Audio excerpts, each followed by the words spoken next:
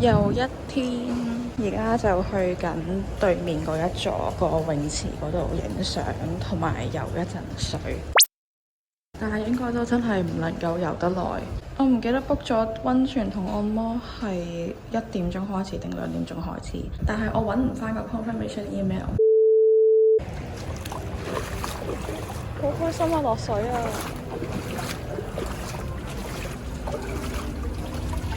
可以見到下面嘅城市。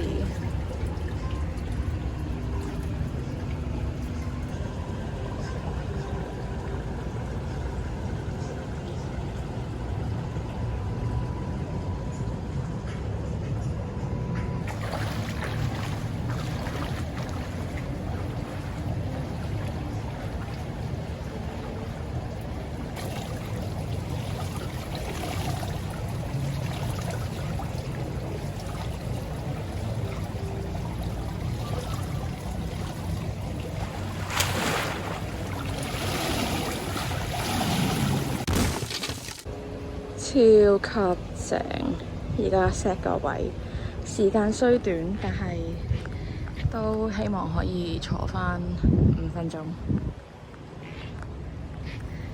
而家泳池開始多人啦，所以我都唔想做嗰啲死 Asian， 瘋狂喺度打卡，好似有啲尷尬，同埋阻住個泳池，搞到我喺度諗扎到扎係咪咁值得去呢？不如聽日唔好去扎到扎啦，喺度攤下都好啊。就呢度雖然短暫，但係真係好正。尋晚睇咗 Macy 買一個 post 喺度講佢同溜冰嘅關係啦。咁佢曾經都用上咗20年時間去練習溜冰，而家都會用好多時間去教溜冰，但係就好似忘記咗點解自己咁中意溜冰，直至到佢最近好純粹咁樣去咗溜冰，跟住就覺得啊，原來我係真係咁中意呢個運動。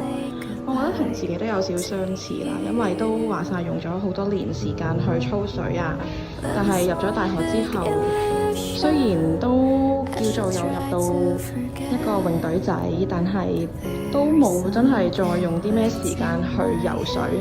以前可能一個禮拜會練到2-3日，但係漸漸就變咗1年，可能2-3次都未必有到。跟住我覺得係一個好嘅反思啦，因為頭先一浸喺水入面，我就發現我真係好中意浸住喺水入面嘅感覺。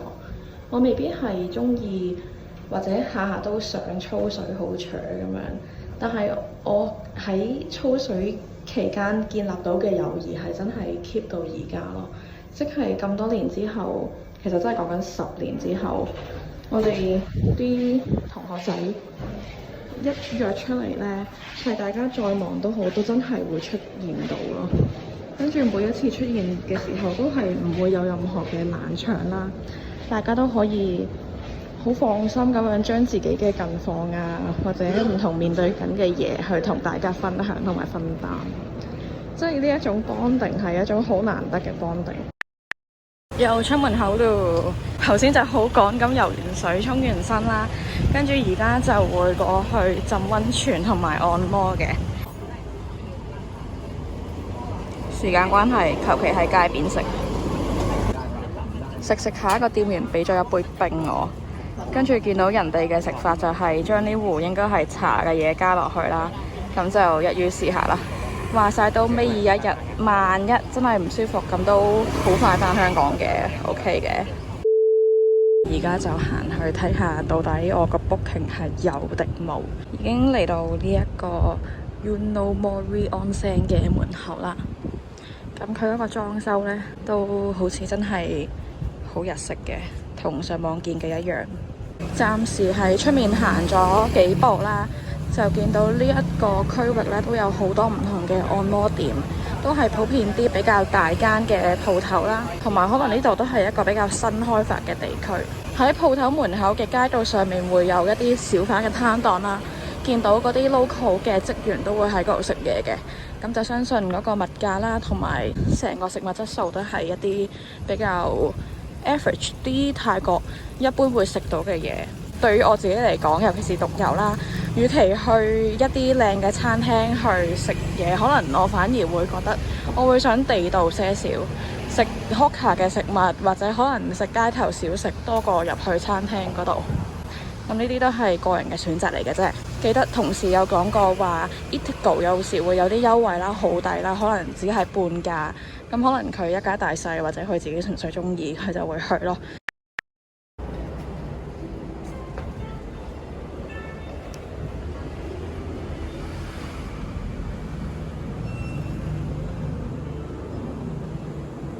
其實我連日本嘅溫泉都未去過㗎。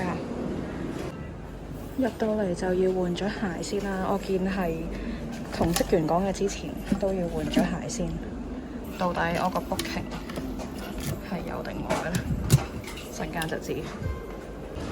原來我個 booking 係1點鐘嘅。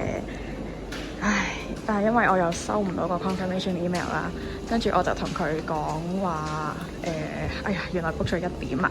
咁而家係仲有幾分鐘就到1點，所以都未去到遲到嘅。咁佢就好好咁問我，你會唔會想改一改你個按摩時間啊？跟住好啦，改啦，因為我聽講話建議係浸完溫泉再做按摩會好啲嘅，所以而家就會去浸咗溫泉先，陣間先再做按摩。首先就會上去4樓嘅女性溫泉嗰度，呢度嘅裝修真係好靚，我覺得都應該不論好定唔好，都應該嚟試一試。我見上網有啲人話佢哋後悔太遲先嚟，因為佢哋試咗其他牌子之後先試呢一間，跟住就發現哇，呢間真係好正，早啲嚟。啱啱就完成咗呢個溫泉啦、按摩同埋溫泉嘅體驗。我覺得去咗3間之後，呢一間真係最正同埋最值得推薦嘅，而且佢嗰個 CP 值真係非常之高啦。因為講緊200零蚊港幣就已經有溫泉嘅 day pass 啦，90分鐘嘅泰式按摩啦，好好嘅環境啊，好好嘅設施咁樣。唯獨有少少奇怪係個按摩師做完按摩之後，佢會俾一張 questionnaire 你問下你覺得頭先嘅服務如何啦。有一格咧就寫住係 tips 嘅，我就冇填到啦。佢就問我你會唔會俾 tips 啊？跟住嗰刻我係覺得有少少奇怪嘅，即係一嚟佢個問法有少少奇怪啦。第二就係佢加咗句如果冇都唔緊要㗎，咁就好似係即係你唔可以冇啦。但係喺泰國 tips 一般要俾幾多我又唔知喎，咁所以我就着量俾咗100匹佢，咁你圍翻港幣都係20零蚊啫。因為我覺得佢一切都真係安排得非常之好。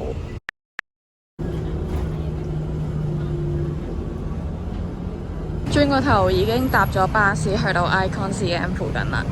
其實而家諗翻呢，琴日去咗 HRT 都幾好，因為原來由今日嘅按摩店過去 ICONCM 都幾 friendly。其實總括嚟講呢，我覺得今個行程嘅一切都安排得唔錯啦。可能因為自己個人時刻都保持警覺性好高，所以就真係冇乜搭錯車。其實曼谷真係唔係想象中咁難去啦，甚至我覺得都幾易添，可以話仲易過日本，因為嗰個交通網絡冇日本咁複雜啦，冇咁多咁趕急嘅感覺需要注意。即使架巴士話馬上到，可能個馬上都講緊5分鐘之後，所以都真係唔需要急住去跑去追車。但係日本嗰啲準點係真係準到不得之了，你遲1秒佢真係開咗。咁呢個係兩個地方之間一個比較唔同之處啦。咁第二就係屋企人其實好擔心我自己過嚟曼谷會即係可能危險啊，因為一嚟佢哋又未真係嚟過，第二就係佢哋覺得曼谷或者泰國冇乜英文 support， 可能淨係得泰文啦。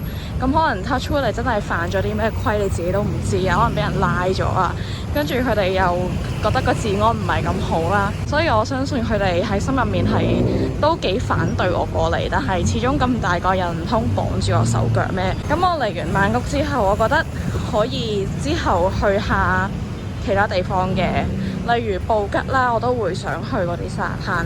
至於清邁就未必係而家嘅首選，但係都可能有一日有機會可以去下。去完曼谷之後，我覺得對泰國嘅基本認識多咗啦。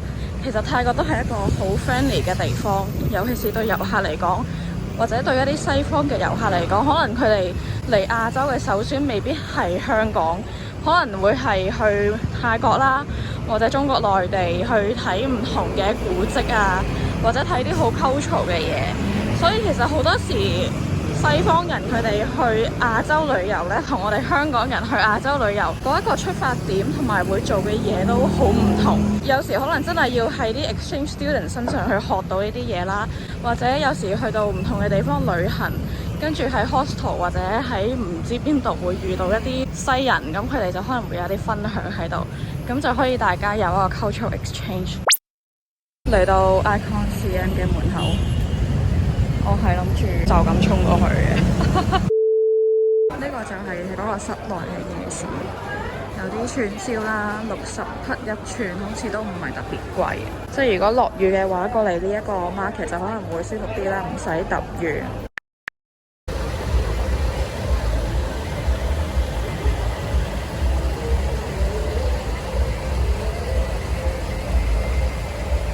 今晚咧就應該有個 music show 嘅，但係我就咁睇，棟喺度嗰啲人個樣又唔似係睇 music show。總之就係一個金碧輝煌、好泰式嘅一個咁嘅海濱，都唔一定要專登過嚟咯，我覺得。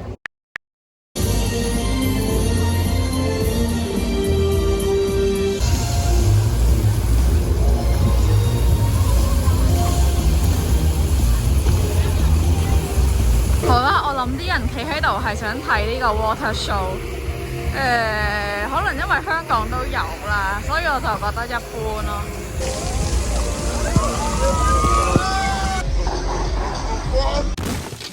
啊嘛，黐線會潑到啲人濕晒嘅咯。Sorry to say， 呢個 Icon CM 真係令人有啲失望。頭先就喺商場中庭嗰度坐低咗啦，即刻急揾到底曼谷有啲咩夜生活嘅嘢可以做。話晒最尾一晚都唔想浪費咗佢啦。咁而家如無意外呢，就會過返去 Central World 嗰邊啦。冇錯，係連續第3日都去 Central World， 就應該會挑戰一間 rooftop bar。仲有值得一提就係佢嗰度嘅交通係非常之唔方便啦。你一係就坐船，或者你就可以坐 SkyTrain， 但係又要轉車啊，買2張飛啊，而且車費都唔係平，所以就真係如果喺曼谷嘅時間唔多呢，可以直接 skip。